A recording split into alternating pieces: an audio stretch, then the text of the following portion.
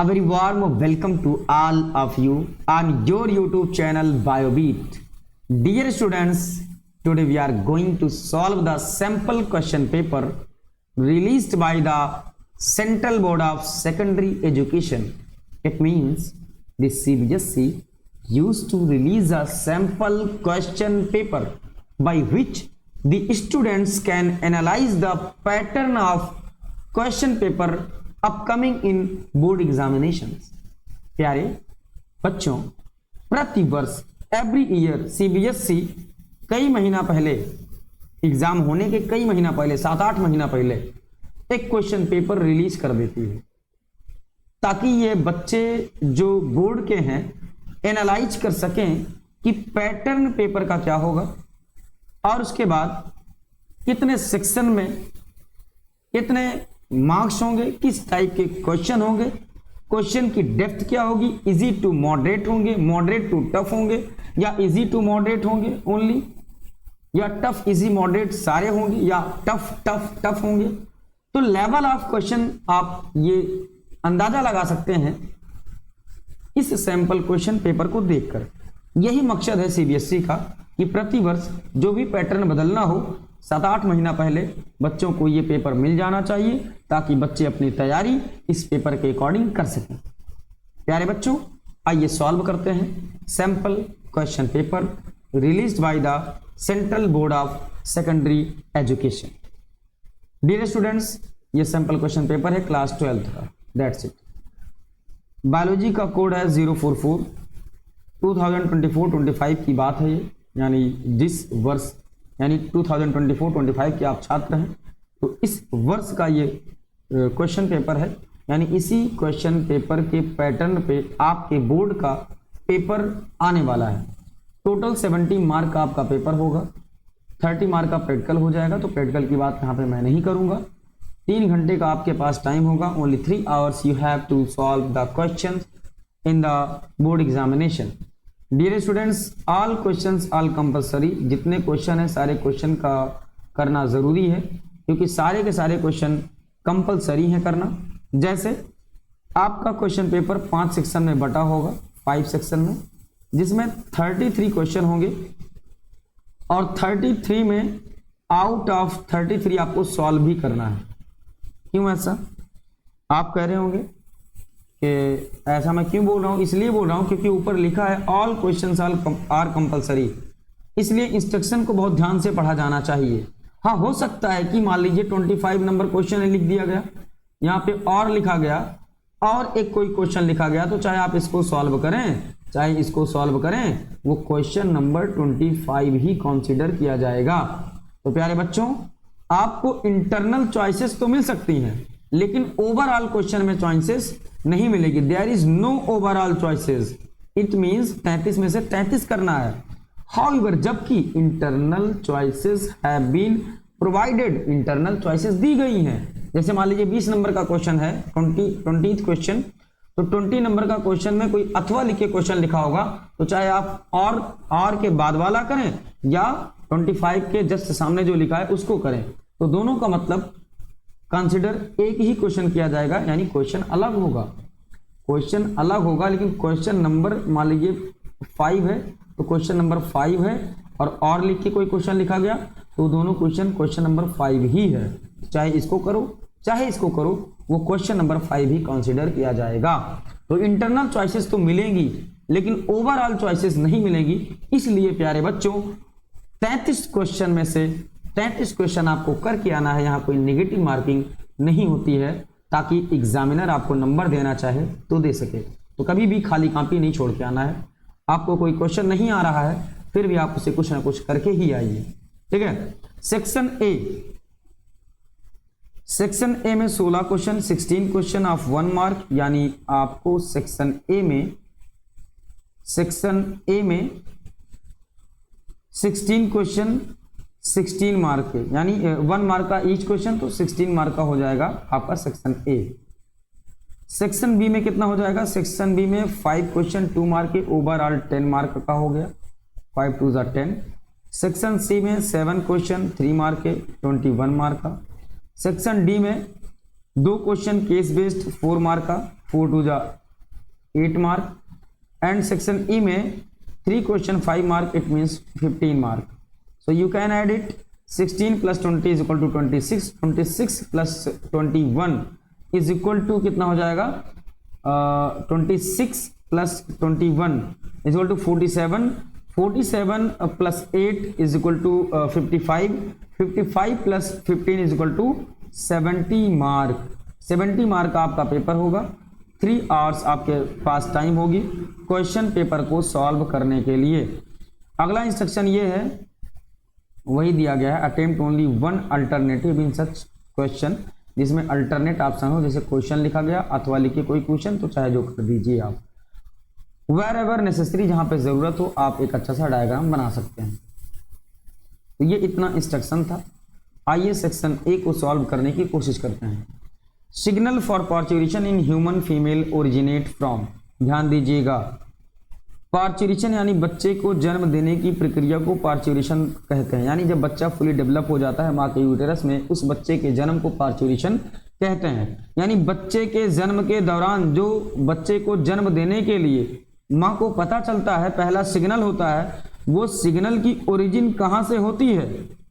तो अगर आपको कोई बायोलॉजी सही से पढ़ाने वाला मिला होगा तो आपको कॉन्सेप्ट के साथ पढ़ाया होगा और आप इसको कर ले जाओगे. 1 मिनट रुकिए, मुझे नया पेज लेने दीजिए और ताकि मैं आपको आसानी से समझा सकूं. देखिए मैंने नया पेज ले लिया है. अगर आपको कोई बायोलॉजी अच्छा पढ़ाने वाला पढ़ाया होगा तो आपको पढ़ाया होगा माँ की यूटेरस है, माँ की यूटेरस में 3 लेयर होती है. मान लीजिए ये पेरीमेट्रियम, ये मियोमेट्रियम, ये इंडोमेट्रियम. मैं मोटा बना दिया हूँ, हालांकि यहीं पे किनारे होगी. मान लीजिए यहाँ पे एम्ब्रियो है तो यहाँ भी पेरी, मियो एंड इंडोमेट्रियम होगी.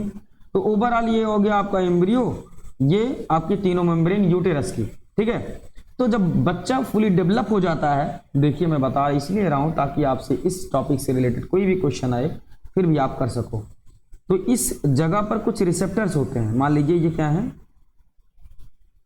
रिसेप्टर्स. और ये रिसेप्टर मौजूद है किस पे, इंडोमेट्रियम पे. इंडोमेट्रियम की वॉल पे कुछ रिसेप्टर्स हैं. तो जब ये बच्चा फुली डेवलप हो जाएगा प्लेसेंटा, और बच्चा इसके ऊपर प्रेशर लगाएगा, किसके ऊपर, यूटेरस के ऊपर, यानी यूटेरस की वॉल के ऊपर, दीवार के ऊपर प्रेशर लगाएगा. और उस प्रेशर की वजह से ये रिसेप्टर्स क्या कहलाते हैं, स्ट्रेच रिसेप्टर. तो स्ट्रेच रिसेप्टर्स स्टिमुलेट होंगे और ये सिग्नल भेज देंगे आपके हाइपोथैलेमस को. फिर हाइपोथैलेमस आपका पिट्यूटरी ग्लैंड को जगा देगा. हेलो आंटी जी, आप क्या कर रही हैं, उधर देखो बच्चा फुली डेवलप हो गया है, आप ऑक्सीटोसिन सिक्रीट करवाइए. क्या सिक्रीट करवाइए, ऑक्सीटोसिन करवाइए सिक्रीट, ताकि ये माँ जो बच्चे को जन्म देने में इतना दर्द का सामना कर रही है, वो बच्चे को जन्म जल्द से जल्द दे सके. तो प्यारे बच्चों, जो लेबर पेन होता है, जितना ज़्यादा ऑक्सीटोसिन रिलीज होता है उतना तेजी के साथ बढ़ता जाता है और बच्चे का जन्म जल्द से जल्द हो पाता है. तो पता ये चला बच्चे का जन्म कैसे हुआ, पार्चुरेशन कैसे हुआ. जब बच्चा फुली डेवलप हुआ तो वो foetus as well as foetus के साथ प्लेसेंटा प्रेशर जनरेट करता है इंडोमेट्रियम पे. इंडोमेट्रियम कंटेन करता है स्ट्रेच रिसेप्टर को.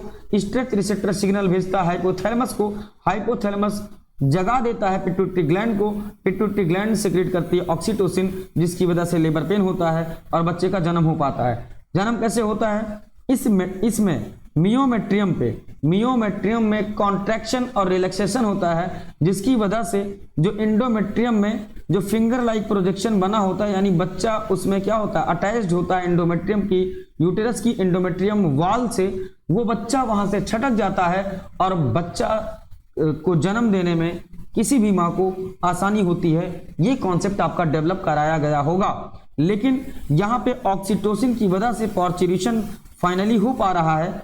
इसलिए जब आपकी नजर इस ऑप्शन पे पड़ेगी, इस पर oxytocin released from maternal pituitary, yes this is the right answer. यही आप सही करके चले आओगे, क्योंकि ऑक्सीटोसिन की वजह से लेबर पेन, कॉन्ट्रैक्शन, रिलैक्सेशन, ये सारी चीजें हो रही हैं और बच्चे का जन्म हो रहा है। लेकिन क्वेश्चन को ध्यान दो, पार्चुरेशन में ये हार्मोन मदद करता है, लेकिन फीमेल में इसकी ओरिजिन यानी पार्चुरेशन बच्चे को जन्म देने के सिग्नल की ओरिजिन कहां से हुई, तो उसकी सिग्नल की ओरिजिन आपके इस फीटस और प्लेसेंटा के दबाव यानी स्ट्रेच प्रेशर की वजह से स्ट्रेच रिसेप्टर स्टिमुलेट हुआ था। तो पहली बार सिग्नल प्रोड्यूस करने वाला आपकी ये जो स्ट्रेच रिसेप्टर्स हैं ये हैं, और ये क्यों हैं, क्योंकि ये बच्चे डेवलप हो गए हैं, ये बच्चा डेवलप हो गया है और इसके प्रेशर लगाने की वजह से पहला सिग्नल जनरेट होता है।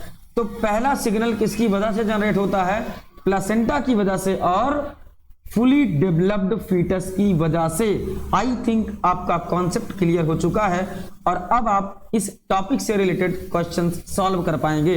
तो यहाँ पे देखिए फुली डेवलप्ड फीटस ओनली गलत हो गया, केवल बच्चा जो फुली डेवलप्ड है माँ के यूटेरस में वो अकेला काफी नहीं है, क्योंकि इसके साथ एक चीज और काम कर रही है, आपका प्लेसेंटा यानी जो माँ के और बच्चे के बीच का कनेक्शन होता है उसको प्लेसेंटा कहते हैं। प्लेसेंटा और फीटस दोनों का प्रेशर लगता है वाल्स पे, जिसकी वजह से स्ट्रेच रिसेप्टर्स जो हैं वो स्टिमुलेट होते हैं और मैसेज भेजते हैं हाइपोथैलेमस। तो ये ऑप्शन गलत होता है। ऑक्सीटोसिन वाला भी गलत होता है, प्लेसेंटा ओनली ये भी गलत होता है। तो क्या सही हो जाएगा, both placenta as well as fully developed foetus. तो ये वाला ऑप्शन सही हो जाएगा। टाइम भले लग रहा है, घबराइए नहीं, सारे क्वेश्चन कॉन्सेप्ट के साथ सीखना है, करना है, ठीक है। देखिए अगर मैं इसकी बात करूं, to produce 1600 seed the number of meiotic division required will be. अगर 1600 सीड बनाने हैं तो मियोटिक डिवीजन कितने लगेंगे। तो सबसे पहले एक सीड बराबर 1 male gamete plus 1 female gamete, ठीक। यानी एक सीड बनाने के लिए एक मेल गैमीट और एक फीमेल गैमीट की जरूरत है। तो ओवरऑल हमें कितने गैमीट की जरूरत है, 1600 male gamete 1600 female gamete to form 1600 seed.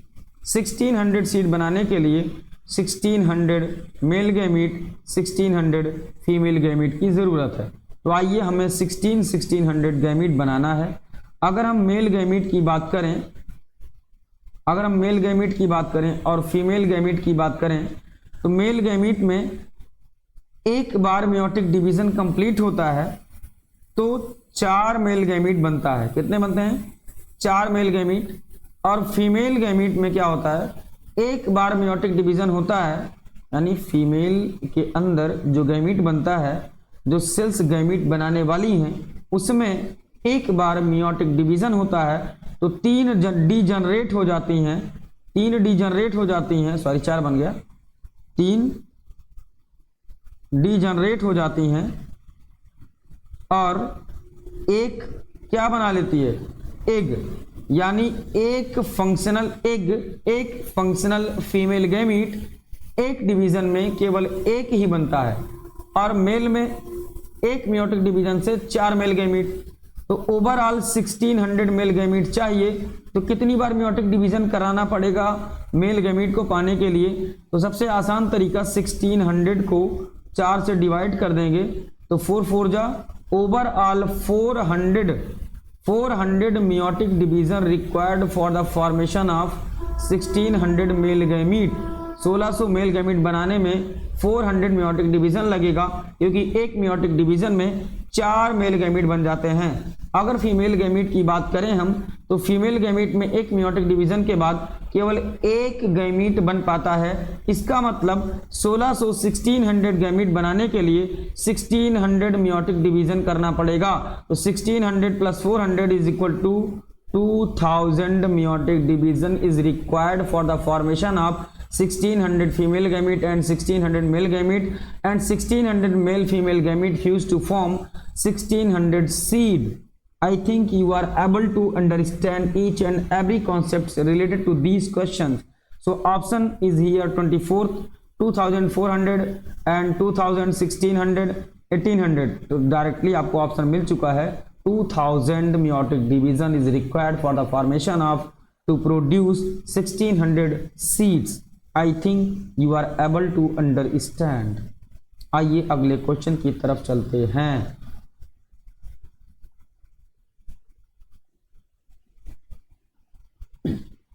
A sample of normal double stranded DNA was found to have thymine, यानी कोई डबल स्टैंडर्ड डीएनए है ना, ऐसा मैं बना दे रहा हूं।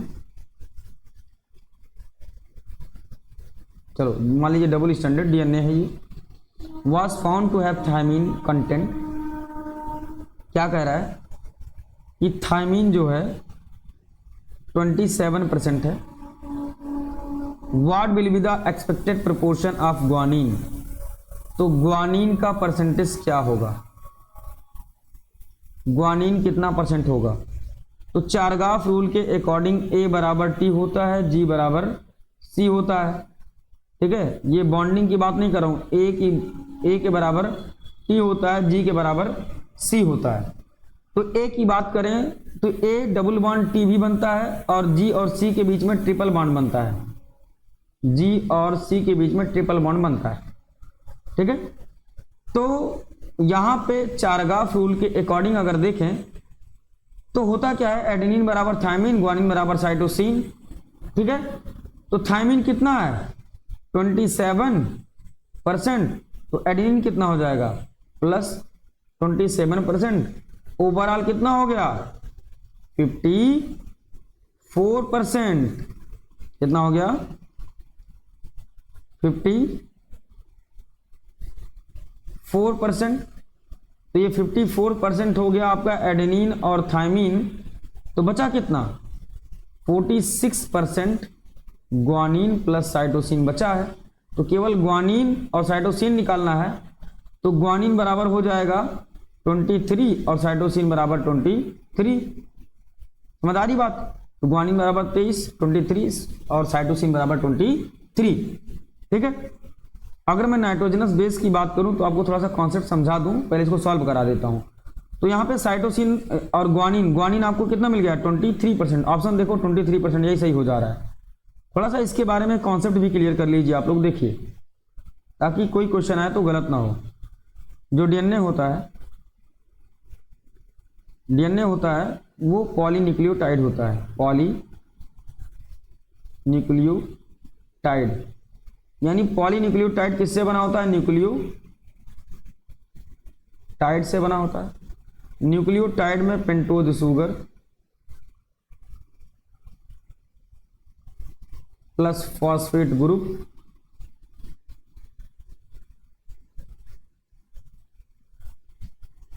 Plus nitrogenous bases.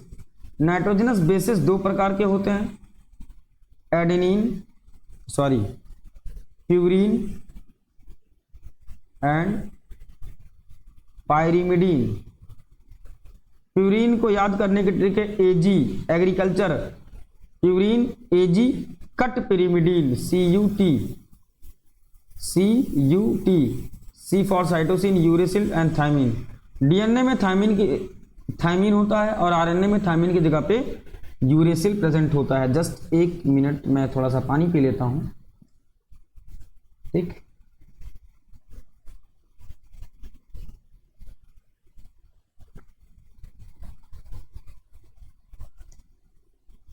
देखिए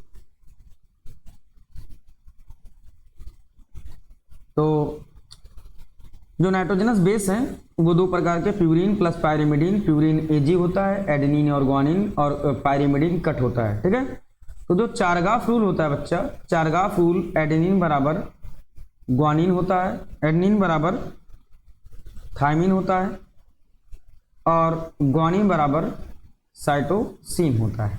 ठीक है, और हमेशा एडेनिन थायमीन से डबल बॉन्ड बनाता है, ग्वानिन साइटोसिन से ट्रिपल बॉन्ड बनाता है। इतनी बात सबको पता होना चाहिए। और चारगाफ रूल कहता है प्यूरीन बराबर पायरिमिडीन, प्यूरीन बराबर पायरिमिडीन। अभी आगे इसी मॉलिक्यूलर बायोलॉजी से कई क्वेश्चन आपके इसी से सॉल्व होंगे, इसी सैंपल क्वेश्चन पेपर का, इसलिए बता रहा हूं। तो प्यूरीन बराबर पायरिमिडीन होता है। तो प्यूरीन क्या होता है, एडेनिन प्लस ग्वानिन बराबर, पायरिमिडीन क्या होता है cytosine plus thymine, cytosine plus thymine, तो एडेनिन और ग्वानिन कितना है, देखिए एडेनिन और ग्वानिन कितना है, इस क्वेश्चन के हिसाब से एडेनिन बराबर कितना आ गया है 27%, तो एडेनिन बराबर कितना आ गया 27% प्लस ग्वानिन बराबर 23% आया था, साइटोसिन बराबर 23% और थायमिन बराबर 27%, जोड़ लीजिए 27 23 is equal to 50, 23 27 is equal to 50, तो 50 इज इक्वल टू 50, समझ में आ रही बात की नहीं। तो प्यूरिन बराबर पायरिमिडीन, तो 50% प्यूरिन होता है, 50% पायरिमिडीन होता है।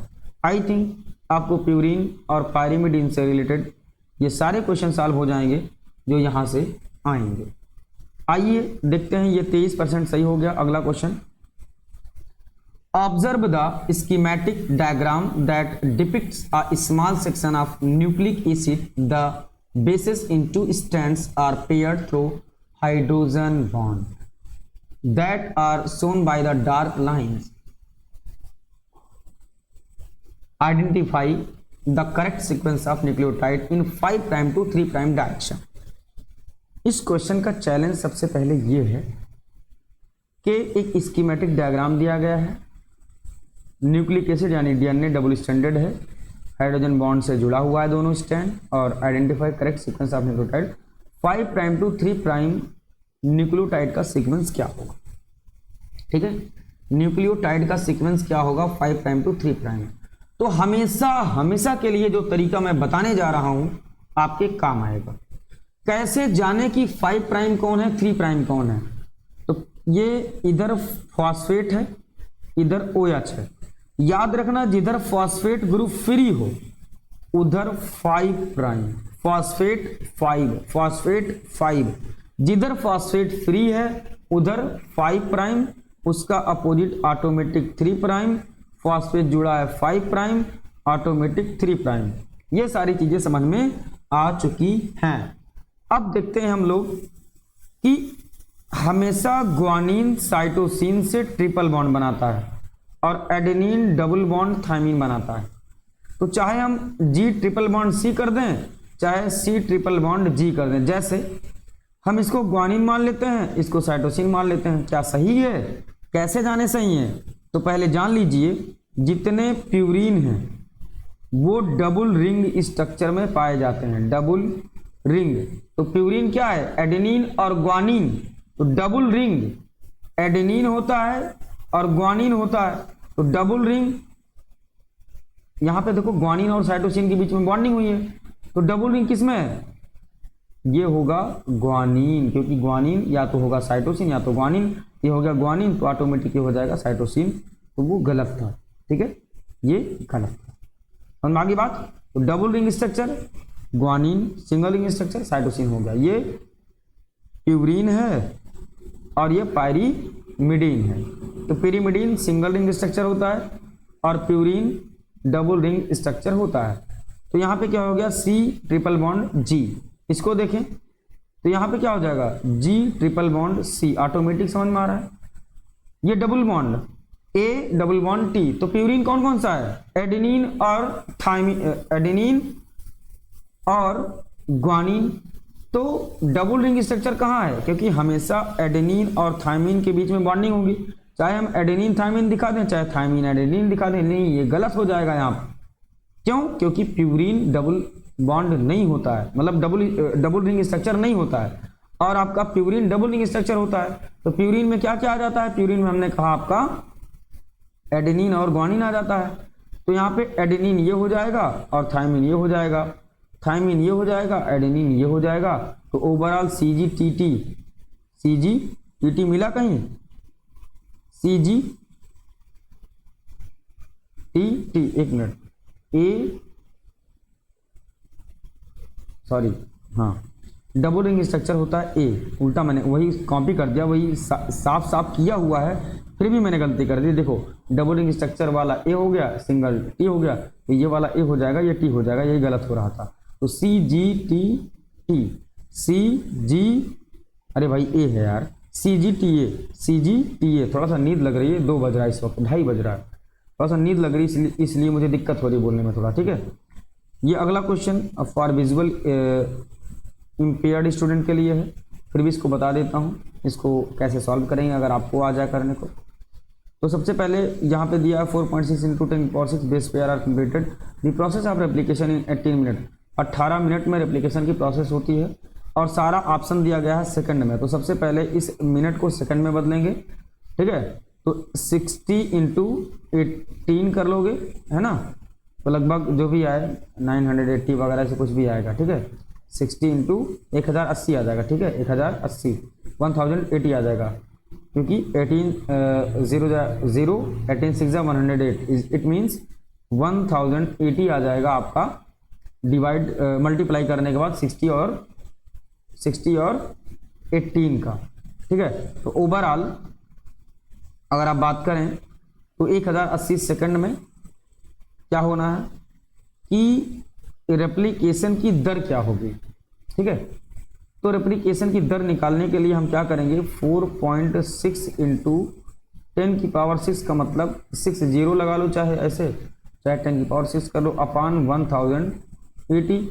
तो इसको मल्टीप्लाई करके 1080 से डिवाइड करोगे, जो आएगा वही हो जाएगा।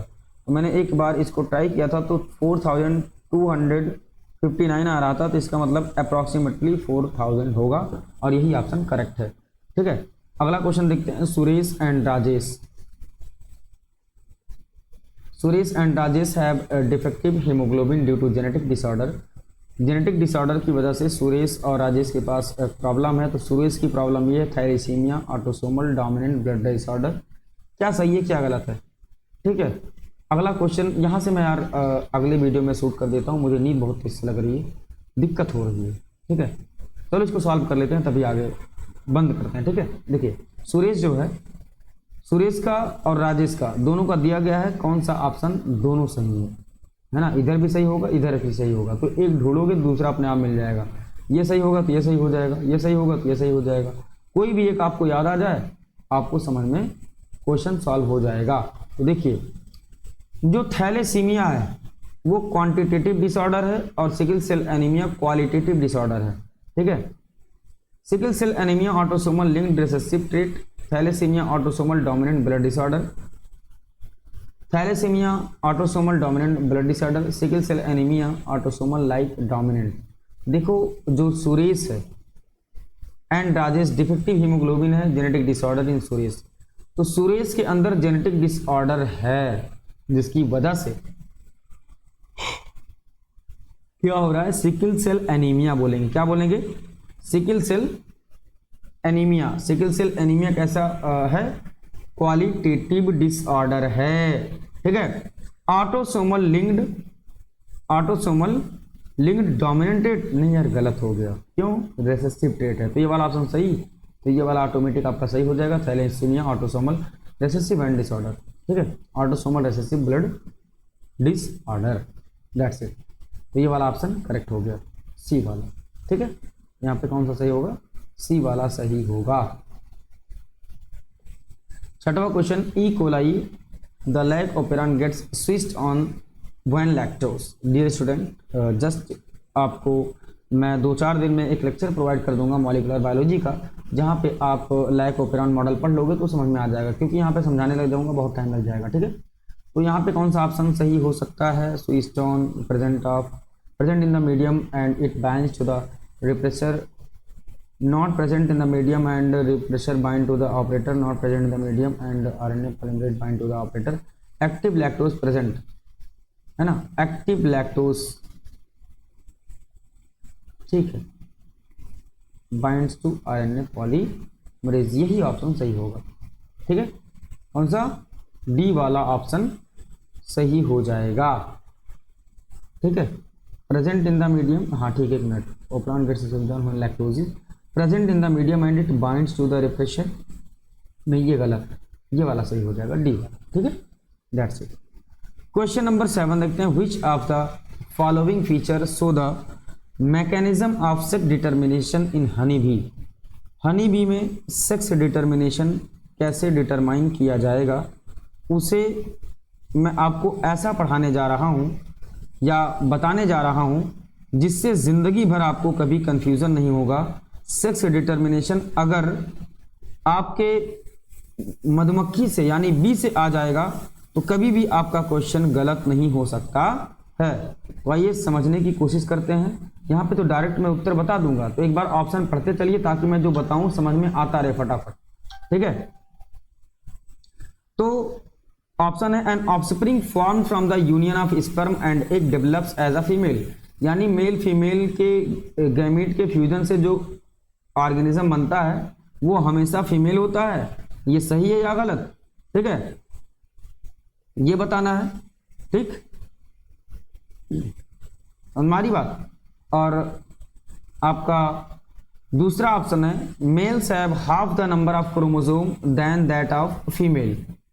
Mails have half the number of chromosome than that of female, यानी मेल के पास आधा क्रोमोसोम होता है इन कंपैरिजन टू फीमेल। सही है कि गलत है? The male are haploid having 32 chromosome, यानी मेल हैप्लॉयड होता है और उसके पास 32 क्रोमोसोम होता है। All worker and male are diploid having 16 chromosome, यानी जितने भी वर्कर और मेल हैं सब डिप्लॉयड होते हैं 16 क्रोमोसोम। यार देखो कौन से सही हैं। Option number first second, second third, first fourth and second fourth. आइए सॉल्व करके समझ लेते हैं, सारा कॉन्सेप्ट क्लियर हो जाता है हम लोगों का। देखिए हनी है, हनी बी है, सॉरी हनी बी है। तो हनी बी में क्वीन फ्लाई करती है, क्वीन फ्लाई करती है और 400 से 400 टू 500 ड्रोन इसके पीछे दौड़ते हैं। जो ड्रोन सबसे पहले पकड़ता है क्वीन को, क्वीन उसके साथ कॉपुलेशन करती है। तो या तो ड्रोन मर जाता है या तो ड्रोन कभी वापस नहीं आता कॉपुलेशन के बाद। तो जो क्वीन है उसके पास एक थैली है, थैली नुमा स्ट्रक्चर, उस थैली में है ना एग को स्टोर कर लेती है। क्या कर लेती है? एग को स्टोर कर लेती है। ठीक, एग को स्टोर कर लेती है और फिर एग लेइंग करती है।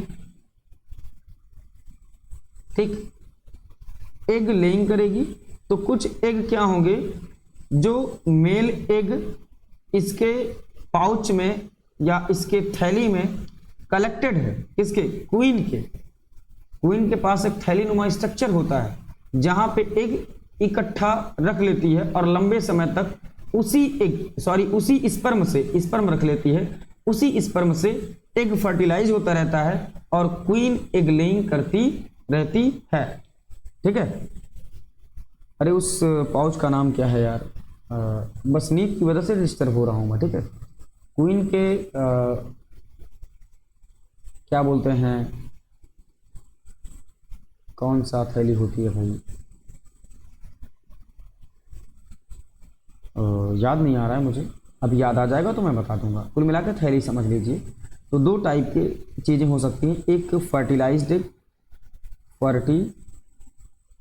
एग, यानी क्वीन दो तरीके के अंडे दे सकती है। एक तो उस फर्टिलाइज मतलब उस स्पर्म से जो स्पर्म को, हाँ याद आ गया, क्या नाम होता है? स्पर्मेथिका। क्या नाम होता है? स्पर्मेथिका। स्पर्मेथिका में स्पर्म को कलेक्ट किए रहती है क्वीन। तो अगर जो एग उस स्पर्म से फर्टिलाइज हुआ वो फर्टिलाइज्ड एग कहलाएगा और जो नहीं हुआ वो अनफर्टिलाइज्ड एग कहलाएगा। जो क्वीन होती है वो डिप्लॉयड होती है, 32 क्रोमोसोम होता है। कितना होता है? 32। तो जब फर्टिलाइजेशन होगा तो एक मेल गैमीट और एक फीमेल गैमीट होगा। 16 क्रोमोसोम इसका होगा, 16 इसका होगा। तो ओवरऑल फर्टिलाइज्ड एग से बनने वाला ऑर्गेनिज्म 2 होता है। अगर ये लार्वा बदलेगा, यानी एग जब फूटेगा तो लार्वा बनेगा। लार्वा अगर फीड करता है, फीड्स अपॉन नेक्टर नहीं, रॉयल जेली, यानी रॉयल जेली कहाँ से निकलता है? जो वर्कर भी होती हैं, वर्कर के हाइपोडर्मल ग्लैंड से, यानी ब्रेन में जो हाइपोडर्मल ग्लैंड होती है वहाँ से रॉयल जेली सिक्रीट होता है। तो फीड्स, अगर जो larva after hatching of egg जो लार्वा हुआ वो रॉयल जेली खाएगा तो वो बन जाएगी क्वीन। क्या बन जाएगी? क्वीन। और क्वीन क्या होती है? फीमेल होती है। अगर फीड करता है बी ब्रेड पे, किस पे, बी ब्रेड पे, तो बी ब्रेड पे फीड अगर करेगी, यानी जो फर्टिलाइज्ड एग से बनने वाला लार्वा है अगर बी ब्रेड पे फीड करेगा तो वो बन जाएगी वर्कर। और वर्कर क्या होती है, फीमेल।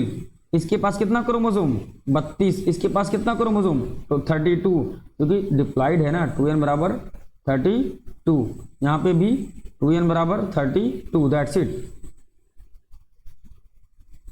अब यहाँ पे देखते हैं अनफर्टिलाइज्ड एग। अगर अनफर्टिलाइज्ड एग की बात करें तो केवल एग लेइंग हुई है, फर्टिलाइजेशन नहीं हुआ है, ठीक है, फर्टिलाइजेशन नहीं हुआ है। कहने का मतलब जो क्वीन है वो डायरेक्ट एग लेइंग कर दी है, स्पर्मेथिका में प्रेजेंट स्पर्म उसको फर्टिलाइज नहीं कर पाए हैं। तो जो गैमीट बनता है, जो गैमीट बनता है किसमें, ड्रोन में, वो माइटोसिस डिवीजन से बनता है, माइटोसिस। क्योंकि ये जो ड्रोन है ऑलरेडी हेप्लॉइड है, यानी इसके पास 16 क्रोमोसोम है सारी बॉडी में, तो इसका जो गैमीट बनेगा वो भी 16 क्रोमोसोम का बनेगा। यानी गैमीट बनने की प्रक्रिया इसमें माइटोसिस के थ्रू होगी, क्योंकि मियोसिस में क्रोमोसोम की संख्या आधी हो जाती है। ये ऑर्गेनिज्म ऑलरेडी आधे क्रोमोसोम का हो गया है, ठीक है, तो 16 क्रोमोसोम होगा। और ये जो एग होगा वो एग डेवलप कर जाएगा, वो एग डेवलप कर जाएगा यंग वंश में, किसमें, वो एग डेवलप कर जाएगा यंग वंश में। और वो क्या बनाएगा, वो यंग वंश क्या होगा, मेल होगा, यानी ड्रोन होगा। तो ड्रोन का ना कोई बाप होता है ना ड्रोन का कोई बेटा होता है, क्योंकि जो एग फर्टिलाइज हो जाएगा स्पर्म से वो फीमेल बन जाएगी, जो फर्टिलाइज नहीं होगा वो मेल बन जाएगा। और ड्रोन जो होता है वो 16 क्रोमोसोम, दोनों फीमेल 32 क्रोमोसोम, क्वीन और वर्कर दोनों फर्टिलाइज एग से बनती हैं। तो सारे क्वेश्चन का आंसर आपको यहाँ पे मिल चुका है। आइए क्वेश्चन को समझ लेते हैं। An offspring form from the union of sperm, an offspring formed from the union of sperm and egg develops as a female. Yes, अगर फर्टिलाइजेशन हुआ है तो ऑलवेज फीमेल बनेगी। क्यों फीमेल बनेगी, या बी ब्रेड पे अगर लार्वा फीड करेगा तो वर्कर, अगर रॉयल जेली पे फीड करेगी तो आपका बन जाएगी क्वीन। तो क्वीन भी फीमेल, वर्कर भी फीमेल, तो पहला ऑप्शन करेक्ट हो गया। तो पहला किसके किसके साथ है, पहला इसके साथ है और पहला इसके साथ है। तो दो ऑप्शन देखना है, ये सही होता है कि ये सही होता है। इसको तो डायरेक्टली ऐसे काट दो, एलिमिनेशन मेथड इसे कहते हैं। Male have half the number of chromosome than that of female. तो फीमेल चाहे वो क्वीन हो चाहे वो वर्कर हो, ठीक है, दोनों के पास कितने क्रोमोसोम, 32 क्रोमोसोम होता है। कितना क्रोमोसोम, 32। तो बच्चा the male are haploid, male के पास क्या होता है, ये वाला देखते हैं, male have half number of chromosome than that of female, ये तो सही है, ठीक है भाई, जो ड्रोन है उसके पास 16 होता है। The male are haploid having 32 chromosome, male are haploid, yes haploid होता है लेकिन 32 नहीं 16 होता है, तो ये गलत हो गया।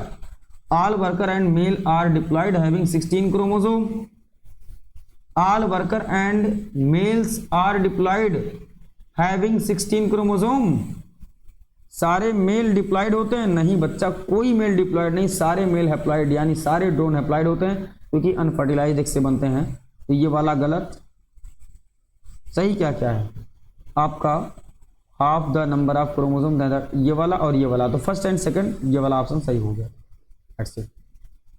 आई थिंक आपको समझ में आया होगा। चलिए 7 क्वेश्चन तक हो गया है, आगे का क्वेश्चन मैं अगले दिन कराता हूँ। बहुत ज़्यादा नींद लग रही है और लेट हो रहा है। ऑल द बेस्ट, और अपनी पढ़ाई को जारी रखिए, और इसी हिसाब से पढ़ोगे तो सारे क्वेश्चन आपसे सॉल्व होंगे बेटा, नहीं तो आप कंफ्यूज हो जाओगे, क्वेश्चन सॉल्व नहीं होगा। नीट लेवल के क्वेश्चन एग्जाम में पूछे जाने लगे हैं। तो प्यारे बच्चों, आप अच्छे से पढ़िए ताकि आपकी नीट की तैयारी भी होती रहे, आपका बोर्ड भी अच्छे से हो। So all the best and stay happy, stay blessed, and a lots of congratulations on the special occasion of Children Day. And I want to celebrate with all of you by providing this video without any cost, and it may help you for your upcoming board examination. And thanks a lot from deepest part of my heart. कल children day है, children day की children day के अवसर पर आप सबको दिल की अथाह गहराइयों से बहुत बहुत मुबारकबादें। आपकी ज़िंदगी में खुशियां आएँ, आप कामयाब हों। मेरा जहां में एक ही मकसद है और बस हाथों में सबके एक सफलता हो और बस। All the best dear students, stay happy, stay blessed.